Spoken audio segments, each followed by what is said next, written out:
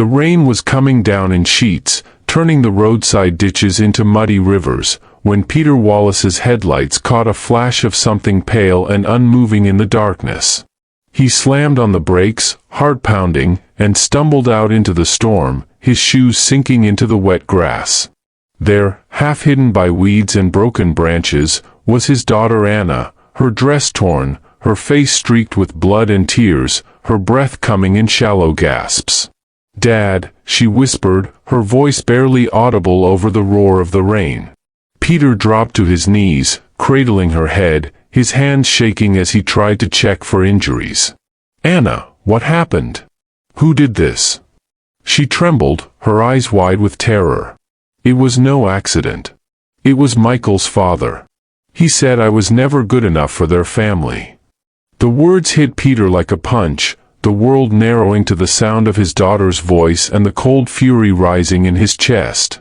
He called for an ambulance, his voice steady even as his mind raced with 1,000 questions and a single, burning resolve. If you enjoy powerful stories like this, don't forget to subscribe for more. As the paramedics loaded Anna into the ambulance, Peter squeezed her hand, promising her that he would make things right. He watched the flashing lights disappear into the night, his clothes soaked, his heart breaking, but his mind already working. Back at the hospital, Anna's injuries were severe: broken ribs, a concussion, bruises that told a story no one wanted to hear. She clung to Peter's hand, her voice trembling as she recounted months of threats, of Michael's family whispering that she was not their kind, of Michael's silence as his father's cruelty escalated. Peter listened, his anger simmering beneath the surface, but he stayed silent, letting Anna speak, letting her grief and fear pour out. When Michael and his family arrived at the hospital, their concern was a performance. Richard, Michael's father, shook his head and blamed Anna for causing trouble, while Michael hovered in the background, unable to meet Peter's eyes. Peter said nothing, watching, memorizing every lie, every sideways glance, every attempt to shift the blame. That night, as Anna slept, Peter stepped into the hallway and made a single call, to Carter, his old friend and lawyer. "I need your help," he said, his voice low and steady. "I want to protect my daughter, and I want the truth to come out." Carter promised to handle everything, starting with a restraining order and a private investigator. As Peter hung up, he looked back at Anna through the glass, her face peaceful at last, and made a silent vow: this would not be swept under the rug. The real game had just begun, and Peter was ready to turn their world upside down. The days after Anna's attack were a blur of hospital corridors, whispered conversations, and the constant hum of worry that never quite left Peter's chest. He spent every waking hour at her bedside, holding her hand as she drifted in and out of sleep, her body slowly healing but her spirit still raw. Carter moved quickly, his years of experience as both a friend and a lawyer evident in every step. He hired a private investigator, a quiet woman named Marissa who had a knack for finding the truth in places most people never thought to look. Marissa started with Anna's phone, combing through months of texts and voicemails. What she found was a pattern of threats: Richard's voice, cold and dismissive, warning Anna to know her place and stop embarrassing the family. There were emails, too, from Michael's mother, urging Anna to be more grateful and stop making trouble. The most damning evidence came from a security camera at a gas station near the spot where Anna was found. The footage showed Richard's car idling by the curb, Richard himself pacing in the rain, his face twisted with anger as he spoke on the phone. Marissa tracked down the attendant, who remembered seeing Anna's car pull in, followed by Richard's. "He looked mad," the attendant said. "Like he was waiting for something." Carter compiled the evidence, building a case that was impossible to ignore. He filed for a restraining order, making sure Richard couldn't come near Anna or the hospital. The community buzzed with rumors, some siding with the powerful family, others quietly supporting Peter and Anna. Michael's family tried to intimidate Peter, sending veiled threats and warning him to let it go for the sake of peace. Peter stayed silent, his resolve hardening with every new revelation. Minnie Hook, one evening, as Peter sat by Anna's bed, she woke and squeezed his hand. "Dad, are you scared?" she whispered. Peter smiled, brushing her hair from her forehead. "I'm not scared, Anna. I'm angry. And I'm not going to let them hurt you again." Anna nodded, her eyes shining with gratitude and fear. "Thank you, Dad. I don't know what I'd do without you." Peter hugged her, his own eyes wet. "You'll never have to find out." As the days passed and Anna grew stronger, Carter prepared the next step, a lawsuit that would force Richard and his family to answer for what they'd done. Peter knew the battle would be long and ugly, but he was ready. The real revenge, he realized, was not just in catching Richard, but in making sure the truth was seen by everyone who had ever doubted Anna's worth. As the first court date approached, Peter sat in the quiet of his study, the evidence spread out before him, and made a silent promise to his wife's memory. He would protect their daughter, no matter the cost. The world was about to see what happened when a father refused to be bullied, and when a family's secrets were dragged into the light.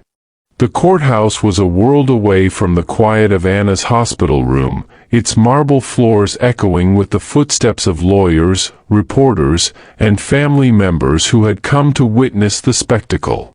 Peter sat beside Carter at the plaintiff's table, his hands folded tightly, his heart pounding with a mix of dread and determination.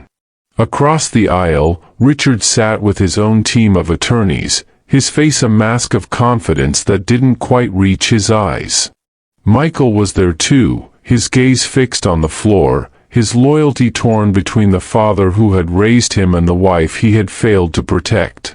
The judge entered, her presence commanding instant silence. "This is not just a case about money or reputation," she said, her voice steady. "This is about truth, dignity, and the safety of a young woman." The opening arguments were tense, each side painting a different picture, Richard's lawyers insisting Anna was unstable, that she had staged the attack for attention, while Carter laid out the evidence with calm precision, the threatening texts, the gas station footage, the testimony of the attendant who had seen Richard's car. Anna took the stand, her voice trembling but strong as she recounted the months of fear, the night in the ditch, the words Richard had spat at her as he left her behind. "He said I was never good enough for their family. That I was a mistake." The courtroom was silent, the weight of her words settling over everyone. Richard's lawyers tried to rattle her, but Anna held firm, her eyes never leaving Peter's. "My father believed me when no one else would," she said, her voice breaking. "He saved my life." Minnie Hook, the cross-examination was brutal, but Carter was ready. He called Marissa, the investigator, who presented the security footage and the timeline of Richard's movements. The judge watched closely, her expression unreadable, but Peter saw the flicker of understanding in her eyes. Michael was called to testify, his voice shaking as he admitted he had ignored Anna's pleas for help, too afraid to stand up to his father. "I was wrong," he whispered. "I should have protected her." The gallery erupted in whispers, the tide of public opinion shifting as the truth came out. As the first week of the trial ended, Peter sat on the courthouse steps, the city buzzing around him, and realized that the real battle was not just for Anna's safety, but for her dignity, and for the soul of a family that had been poisoned by pride and silence. The next week would bring new witnesses, new evidence, and the final, devastating confrontation that would decide everything. Peter was ready. The world was watching, and he would not let his daughter down. The second week of the trial began with a tension so thick it seemed to press against the courthouse walls. The gallery was packed, the air buzzing with anticipation as Carter called his next witness, a name that made Richard's face go pale: Thomas, Richard's longtime driver. Thomas took the stand, his hands shaking but his voice clear. "I drove Mr. Richard that night," he said, glancing nervously at his former employer. "He told me to wait by the gas station. He said he had to teach Anna a lesson. When he came back, he was angry, muttering that she'd finally know her place." The courtroom erupted in whispers, the judge banging her gavel for silence. Richard's lawyers tried to discredit Thomas, but Carter produced time-stamped GPS logs from the car, matching the security footage Marissa had found. Richard's mask of confidence began to crack. He fidgeted in his seat, his eyes darting between the judge and the jury, his hands clenched so tightly his knuckles turned white. Michael, sitting behind his father, looked as if he might be sick. Anna squeezed Peter's hand, her relief and fear mingling in her eyes. "It's almost over, Dad," she whispered. "I just want to go home." Peter nodded, his own heart pounding. "You will, Anna. I promise." The next witness was a nurse from the hospital, who testified about Anna's injuries and the fear she'd expressed when Richard's name was mentioned. "She was terrified," the nurse said. "She kept saying, 'Don't let him find me.'" The jury listened, their faces growing harder with every new revelation. During a break, Richard tried to approach Peter in the hallway, his voice low and desperate. "You don't have to do this, Peter. We can settle this quietly. Think of the family." Peter stared at him, his anger cold and controlled. "You lost the right to call us family the night you left my daughter in a ditch." Richard's face twisted with rage, but he said nothing more. Back in the courtroom, Carter delivered a closing argument that was both fierce and compassionate. "This isn't just about Anna. It's about every person who's ever been told they're not good enough, every family that's been torn apart by pride and cruelty. Today, you have the power to say enough." Minnie Hook, as the jury retired to deliberate, Peter sat with Anna and Michael, the three of them united by pain, hope, and the knowledge that the truth was finally out. The wait was agonizing, every minute stretching into an eternity. But Peter knew that whatever the verdict, he had already won the most important battle. He had protected his daughter, exposed the lies, and forced a reckoning that would echo through the family for generations. The next day, the verdict would be read, and the world would finally see who Richard really was. The courthouse was silent as the jury filed back into the room, their faces drawn with the weight of what they'd heard.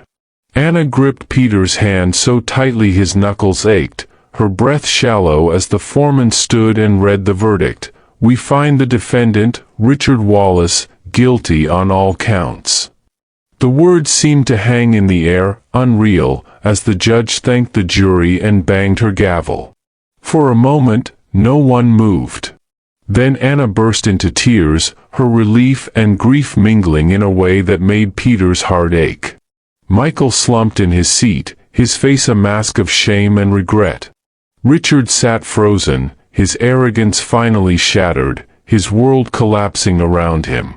The courtroom erupted in whispers, reporters scribbling furiously, but Peter barely noticed.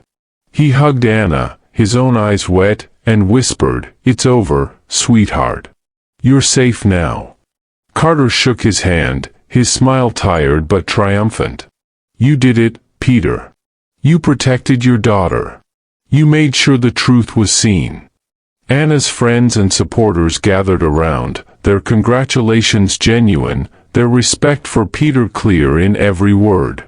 But as the family left the courthouse, the reality of what had happened began to sink in. The victory was bittersweet. Richard would go to prison, but the scars he'd left would take years to heal.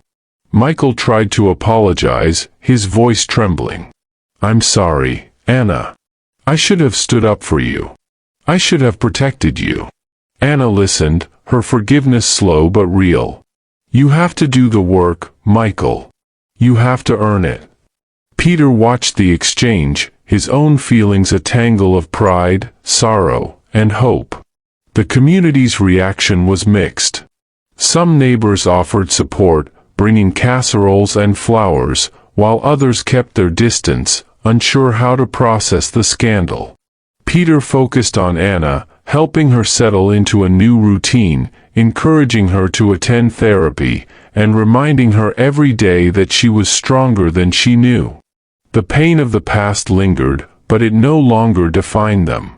Instead, they chose to remember the lessons learned, that dignity is worth fighting for, that forgiveness is a gift you give yourself, and that the truest legacy is the family you build, the lives you touch, and the courage to hope. Mini Hook, as the weeks passed and the media attention faded, Peter realized that the real revenge was not in Richard's suffering, but in Anna's survival, their ability to forgive, to rebuild, and to find joy in the aftermath of betrayal. The journey was not over, but for the first time, Peter believed they were finally on the right path. The next chapter would be about healing, about hope, and about the courage to keep moving forward, no matter how many times life tried to break them. The weeks after the verdict were a strange blend of relief and uncertainty, the kind of quiet that comes after a storm has passed but before the world feels safe again. Anna moved back into Peter's house, her days filled with therapy sessions, long walks in the park, and the slow, difficult work of reclaiming her sense of self. Michael, humbled and alone, called often, his voice full of regret and longing. "I want to make things right, Anna. I want to be the man you thought I was." Anna listened, her forgiveness cautious but real.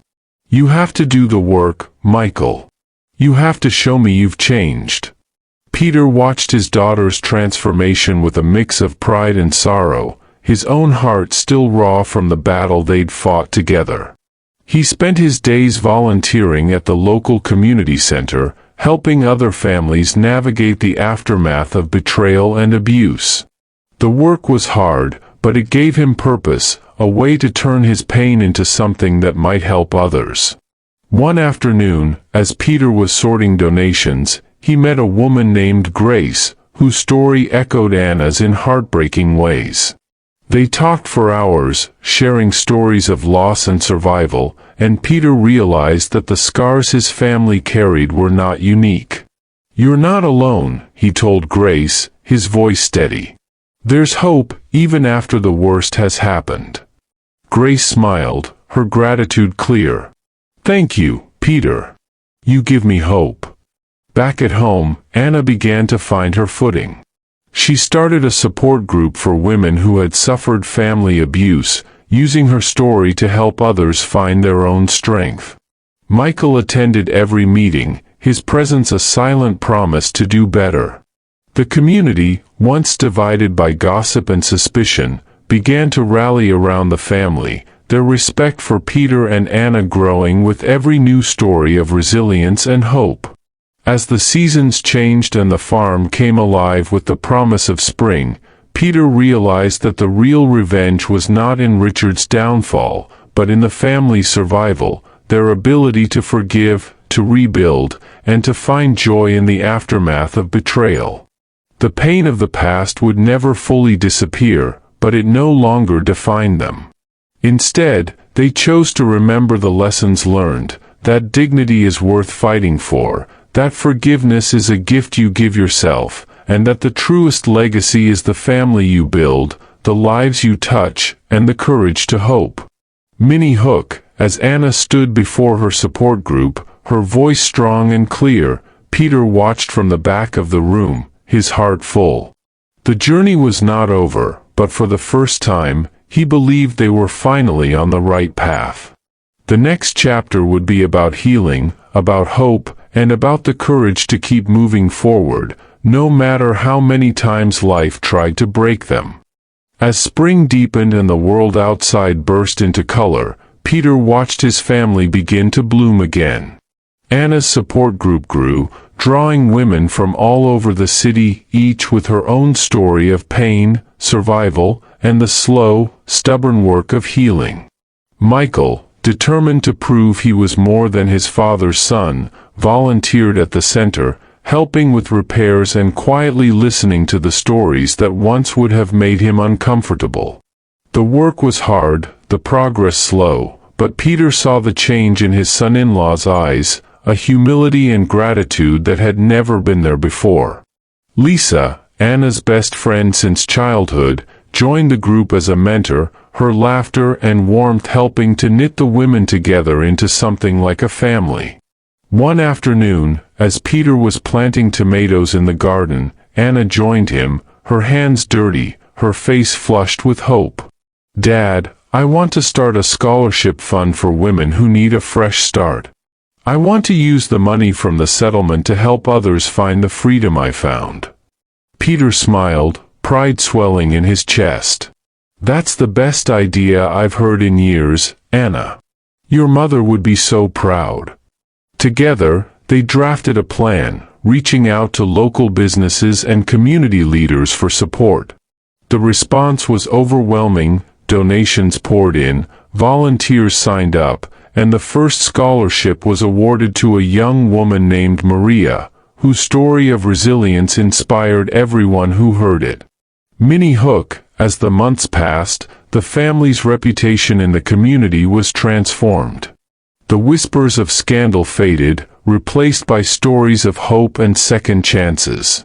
Peter found himself invited to speak at local schools, sharing his story and the lessons he'd learned about dignity, forgiveness, and the power of standing up for what's right. Anna's group became a lifeline for dozens of women, each one finding strength in the knowledge that she was not alone. Michael, once the source of so much pain, became a quiet force for good, his actions speaking louder than any apology. But even as the family flourished, Peter knew that the scars of the past would never fully disappear. There were still hard days, nights when Anna woke from nightmares, mornings when Michael struggled with guilt, moments when the old anger threatened to resurface. But each time, the family came together, their bond stronger for having been tested. As the first leaves began to fall and the air turned crisp, Peter realized that the real revenge was not in Richard's suffering, but in the family's survival, their ability to forgive, to rebuild, and to find joy in the aftermath of betrayal. The journey was not over, but for the first time, Peter believed they were finally on the right path. The next chapter would be about hope, about legacy, and about the courage to keep moving forward, no matter what storms might come. The day of the scholarship's first award ceremony dawned bright and full of promise, the community center decorated with banners and bouquets, the air buzzing with anticipation. Anna was radiant, her nerves hidden behind a smile as she greeted guests and checked the final details. Michael moved quietly through the crowd, setting up chairs and making sure the refreshments were perfect, his humility and gratitude evident in every gesture. Peter watched it all with a sense of pride and wonder, the pain of the past now a distant echo. The room filled quickly, supporters, former group members, local leaders, and the first scholarship recipient, Maria, who stood at the front, her eyes shining with hope. Just as the ceremony was about to begin, the doors opened and a hush fell over the crowd. Richard's wife, Margaret, entered, her face drawn but determined, a letter clutched in her hand. She approached Peter, her voice trembling. "I know I have no right to be here, but I needed to say something. Richard passed away last week. He left this for you and Anna." The room was silent as Peter took the letter, his hand steady despite the old ache in his chest. Margaret's eyes filled with tears. "He was a broken man at the end. He wanted you to know he was sorry. He said you were right to fight for Anna, and that he wished he'd been a better father." Anna joined them, her face pale but calm. She listened as Peter read the letter aloud, Richard's words raw and unvarnished. "I let pride and fear destroy my family. I hope you can forgive me, even if I never deserved it." The room was silent, the weight of Richard's confession settling over everyone. Anna took a deep breath, her voice steady. "I forgive him. Not for his sake, but for mine. I want to move forward." The crowd erupted in applause, the moment a turning point not just for the family, but for everyone who had ever struggled to let go of old pain. Margaret hugged Anna, her own tears falling. "Thank you. You're stronger than any of us ever knew." Peter watched, his heart full, as the family embraced, the last ghost of the past finally laid to rest. Minnie Hook, The ceremony continued, Maria accepting her scholarship with gratitude, the community celebrating not just her achievement, but the resilience and hope that had brought everyone together. As the sun set and the guests drifted home, Peter sat with Anna and Michael, the letter from Richard in his pocket, and realized that the real revenge was not in Richard's suffering, but in the family's survival, their ability to forgive, to rebuild, and to find joy in the aftermath of betrayal. The journey was almost over, but the promise of tomorrow was brighter than ever. The morning after the ceremony, the house was filled with a rare kind of quiet, the kind that comes not from emptiness, but from peace. Peter woke early, the memory of Richard's letter and Anna's forgiveness still fresh in his mind. He made coffee and sat on the porch, watching the sun rise over the fields, the land golden and alive. One by one, the family joined him: Anna, Michael, Lisa, Mark, the grandchildren, even Margaret, who had stayed the night at Anna's invitation. They sat together, sharing stories and plans for the day, the old wounds now woven into the fabric of their lives, not as scars to be hidden, but as proof of survival. After breakfast, Peter gathered everyone in the living room, the box of letters in his hands. "I want to share one last lesson," he said, his voice steady. "Legacy isn't just about what you leave behind. It's about the hope you inspire, the courage you show, and the love you give even when it's hard." He handed each family member a blank card. "Write down one thing you want the next generation to remember. Not about money or land, but about what it means to be a Wallace." The room was silent as they wrote, the only sound the scratch of pens and the occasional sniffle. When they finished, Peter collected the cards and placed them in the box, sealing it with a promise. "We'll open these in 10 years, and every 10 years after that. So that no matter what happens, our family will always remember what matters most." As the day unfolded, the family worked together in the garden, laughter and music drifting on the breeze. Margaret helped Anna bake bread, Lisa taught the children how to plant seeds, and Michael and Mark repaired a fence that had stood since Peter's father's time. The pain of the past was still there, but it no longer defined them. Instead, they chose to remember the lessons learned, that dignity is worth fighting for, that forgiveness is a gift you give yourself, and that the truest legacy is the family you build, the lives you touch, and the courage to hope. As the sun set and the family gathered for dinner, Peter looked around the table, his heart full. "We've come a long way," he said softly. "And I'm proud of every one of you." The family raised their glasses, the toast echoing through the house. "To the Wallace legacy, may it endure for generations to come." Minnie Hook, that night, as Peter sat on the porch, the stars bright above, he knew that the journey was almost over. The final lesson had been learned, and the promise of tomorrow was brighter than ever.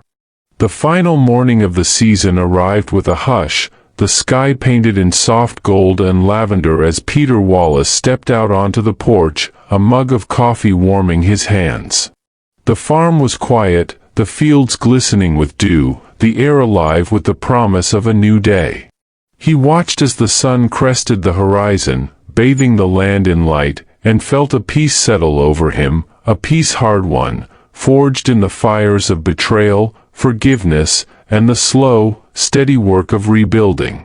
Inside, the house was waking up, the smell of bread baking, the laughter of grandchildren, the low murmur of his children planning the day's work. Margaret, now a part of the family again, moved through the kitchen with a grace that came from humility and hard lessons learned. Michael and Mark loaded tools into the truck, their easy banter a sign that old wounds had finally healed. Anna and Lisa sat at the table, writing new letters for the box Peter had started, a tradition that had become the heart of the family, a way to pass on the lessons of hope, courage, and love to the next generation. Minnie Hook, as the family gathered for breakfast, Peter stood at the head of the table, his heart full. "We've been through storms," he said, his voice steady. "But we've come out stronger. This farm, This family is my legacy, but it's also yours. Promise me you'll keep building, keep forgiving, keep hoping, no matter what comes." The family nodded, their eyes shining with tears and pride. After breakfast, they walked together to the old oak tree, where Peter buried the new letters beneath its roots, the earth soft and rich. "This is for the future," he said. "So that when you're lost, you'll remember where you came from, and who you are." The children helped cover the box, their laughter ringing out as they chased each other through the grass. The day unfolded in a blur of work and joy, fields to tend, fences to mend, stories to share. As the sun set, the family gathered on the porch, the sky ablaze with color, the air filled with the scent of honeysuckle and the sound of cicadas. Peter sat in his old rocking chair, Margaret beside him, Michael and Mark on the steps, Anna and Lisa with the children in their laps. They watched the stars appear, one by one, the world growing quiet and still. Peter closed his eyes, grateful for the journey, for the family he'd fought for the lessons learned and the love that had endured. He knew that the pain of the past would never fully disappear, but it no longer defined them. Instead, they chose to remember the hope, the courage, and the forgiveness that had carried them through. As the night deepened and the farm settled into peace, Peter whispered a promise to the stars: "Whatever tomorrow brings, we'll face it together." The Wallace legacy would endure, not just in land or money, but in the hearts of those who had learned to love, to forgive, and to begin again. The weekend after Peter buried the family's letters beneath the old oak, the Wallace farm came alive with the kind of gathering that only happens when a family has truly survived the worst. The air was crisp, the sky a deep blue, and the fields glowed with the last gold of autumn. Peter woke early, savoring the quiet before the house filled with voices and the clatter of breakfast. He watched from the porch as Anna and Lisa set up tables in the yard, their laughter easy and unforced, the old tension between them replaced by a bond forged in forgiveness. Michael and Mark arrived with armfuls of firewood, their banter light, their movements in sync as they built a bonfire for the evening. Margaret, now a fixture in the kitchen, baked bread and told stories to the grandchildren, her voice weaving the past and present together. As the family and neighbors gathered, Peter felt a sense of peace settle over him, the kind that comes from knowing you've done the hard work of healing. The meal was simple: roast chicken, fresh vegetables, apple pie, but every bite tasted like victory. After dinner, the family circled around the fire, sharing memories and dreams for the future. Anna spoke about the support group she'd started, her voice full of hope as she described the women she'd helped and the lives she'd seen transformed. Michael thanked Peter for giving him a second chance, his words humble, his gratitude real. Lisa and Mark talked about their plans to expand the farm, to make it a place where anyone in need could find work and a home. The children listened, their eyes wide, their questions honest and unfiltered. As the fire burned low and the stars appeared overhead, Peter stood and raised a glass. "We've all made mistakes," he said, his voice steady. "We've all been hurt. But we're still here. We're still a family. And that's what matters." The family toasted, their voices echoing through the night, the promise of tomorrow shining in every face. Later, as Peter sat on the porch with Margaret, the world quiet around them, he realized that the greatest revenge was not in Richard's downfall or the pain of the past, but in the family's survival, their ability to forgive, to rebuild, and to find joy in the aftermath of betrayal. The journey was almost over, but the promise of a new day was brighter than ever. Peter closed his eyes, grateful for the love that had endured, and ready for whatever tomorrow might bring. The first frost of winter sparkled on the fields as Peter Wallace rose before dawn, the house still and peaceful, the only sound the soft ticking of the old clock in the hallway. He brewed coffee and stepped out onto the porch, watching his breath curl in the cold air, the sky just beginning to lighten with the promise of a new day. Inside, the family was waking up, Anna and Lisa laughing in the kitchen, Michael and Mark loading firewood, the grandchildren chasing each other through the halls, their laughter a melody that filled every corner of the home. Margaret joined Peter on the porch, her arm slipping through his, her warmth a comfort against the chill. They watched the sun rise together, the land glowing gold, the farm alive with the hope and resilience that had carried them through so many storms. After breakfast, the family gathered beneath the old oak tree, the box of letters resting at its roots. Peter knelt and unearthed the box, his hand steady, his heart full. One by one, the family read their new letters aloud, words of gratitude, forgiveness, and dreams for the future. Anna spoke of the women she'd helped, her voice strong and clear. Michael thanked the family for believing in him, his humility a quiet strength. Lisa and Mark promised to keep the farm open to anyone in need, their vision for the future bright and inclusive. The children, their eyes wide with wonder, shared their own hopes, of adventures, of kindness, of always coming home. Peter listened, his pride and love overflowing, the pain of the past now a distant memory. As the sun climbed higher, the family joined hands, their bond unbreakable, their legacy secure. Peter looked at each of them, his voice steady. "We've been through storms, but we've come out stronger.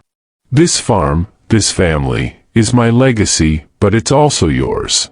Promise me you'll keep building, keep forgiving, keep hoping, no matter what comes." The family nodded, their eyes shining with tears and pride. As the day unfolded, they worked together, tending the fields, repairing fences, sharing stories and laughter. The farm was alive with the sounds of life, the promise of tomorrow woven into every moment.